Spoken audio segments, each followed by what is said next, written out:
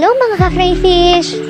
Gusto niyo bang malaman kung ano ang pwede at hindi pwedeng kainin ng ating mga alagang crayfish? Tara, alamin natin!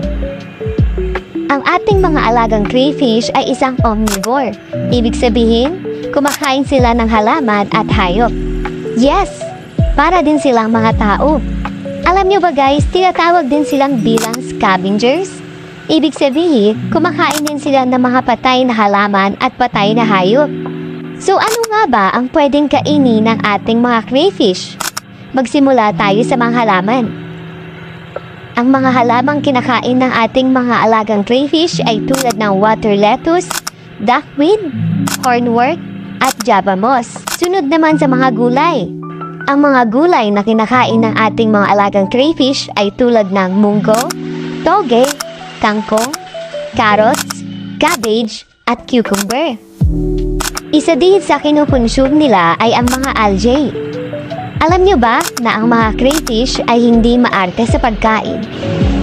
Halos lahat kinakain nila. Madaling salita ay hindi sila picky eater. Ngayon nalaman natin ang mga pwedeng kainin ng ating mga crayfish. Ano nga ba ang mga hindi nilang pwedeng kainin?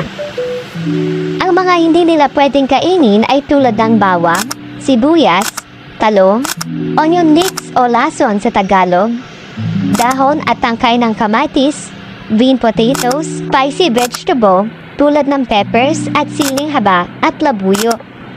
Tips lang mga crayfish, iwasan nating pakainin ang ating mga alaga tulad ng matitigas na pagkain. Tulad ng kalabasa, huwag nating ibibigay sa kanila na hilaw ito at kailangan muna nating lutuin at palambuting.